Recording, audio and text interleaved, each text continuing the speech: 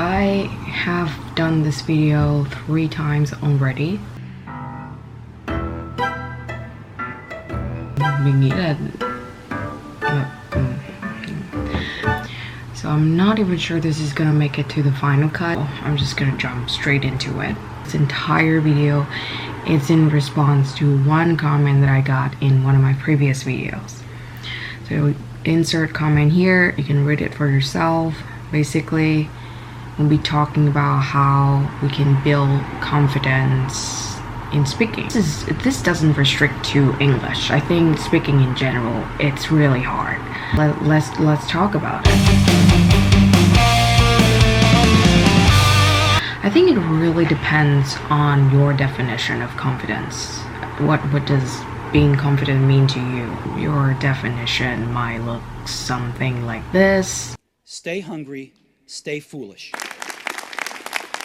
Or this. In which case, I don't think I have anything to advise. I sure wish I could be half as cool as Beyonce, but I know that I couldn't possibly. Like, it's humanly impossible for me, even in my next lifetime. So if you know the answer to that, I would like to know as well. We all have different expectations of how being confident should be like.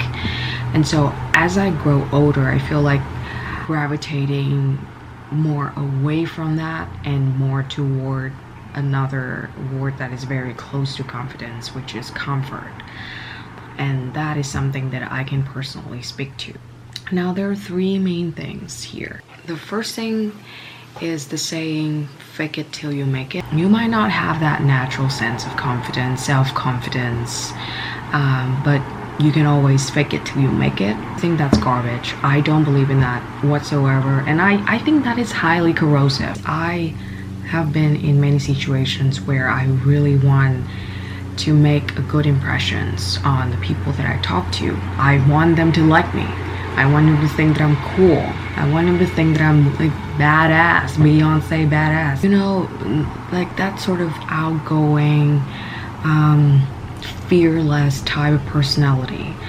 But truthfully, I'm not. Whenever I try to act that way, I feel like a fraud from the inside, and that makes me really, really uncomfortable and nervous. And when I'm not acting like myself, when I'm nervous, I just make things so much worse. I say all the wrong things, I stumble, I stutter.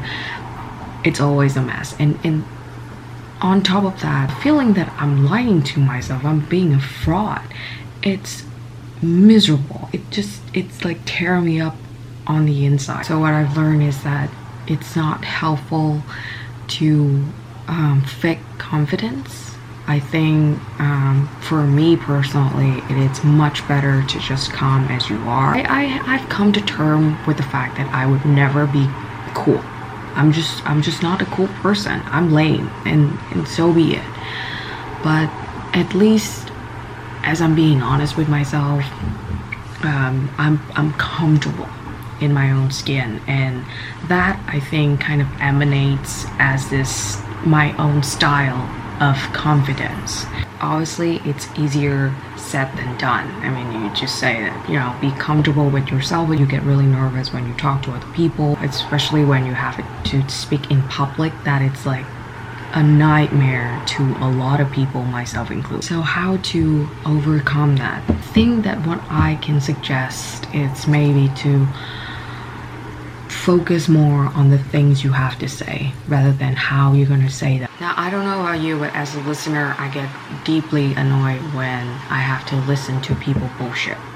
It's just, I think that it's pointless. Maybe they say them very, very well. They use all these big words and all these flowery terms, but there's no substances behind it. There's no real ideas behind it. Speaking well, obviously, it's an asset, especially when you have to sell something, when you have to present something, when you have to present yourself, especially in interview. Those skills can come in handy in many circumstances. Really important, but it's also important that you have the actual knowledge, you have the actual skills to back up those statements as well. So I think that the main focus when you speak, when you present about something, is to deliver your idea, to carry them home. If you get nervous along the way, then you know, shit happens.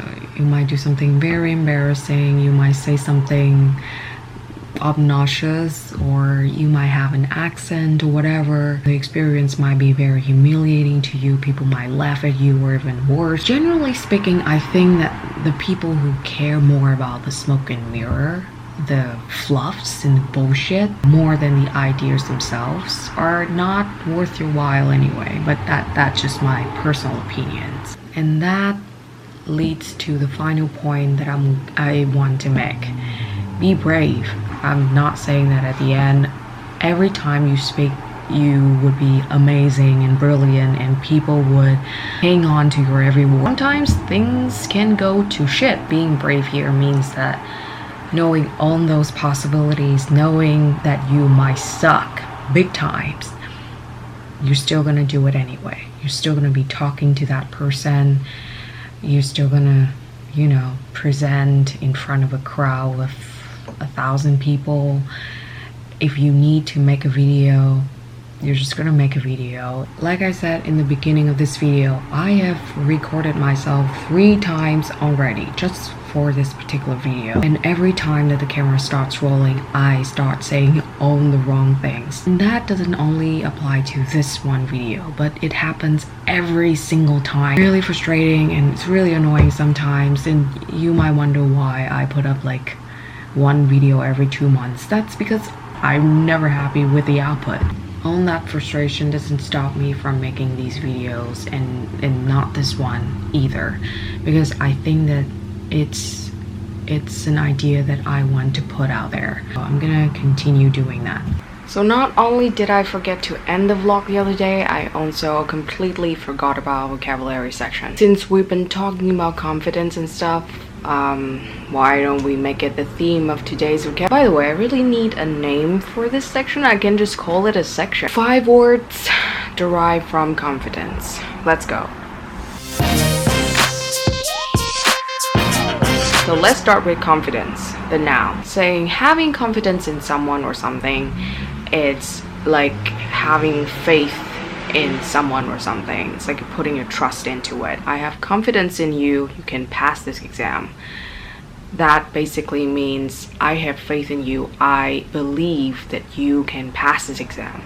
So don't screw it up. Confidential. Something confidential is something that it's of top secret, something that should not be disclosed. A verb that is derived from confidence is confide. He confided with me that he was having an affair with my best friend. So it's basically along the lines of confess. It's like admitting, come clean about something. And I saved the best for last. Confident. This basically indicates a person who knows a lot of secrets of someone else or other people. In our everyday lives, your mom or your best friend would probably be your confidant. You know, those who know your deepest, dirtiest secrets. Like you farted twice in class yesterday, or you had a crush on your neighbor or something like that. Let me know what you think about videos like this. Like I always ask you if you want to see this, if you want to see that.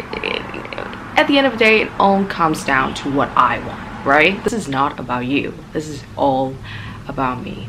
This channel, it's all about me. It's a miracle that we have reached 1,000 subscribers. This is just what I do for fun. So I really never put a lot of emphasis on that. So I would want to do like a special video on your request. So do leave me comments in the comment section down below what you want to see in that special video. This video is inspired by one of them, so please leave me comments. And thank you for watching. We'll see you in the next video.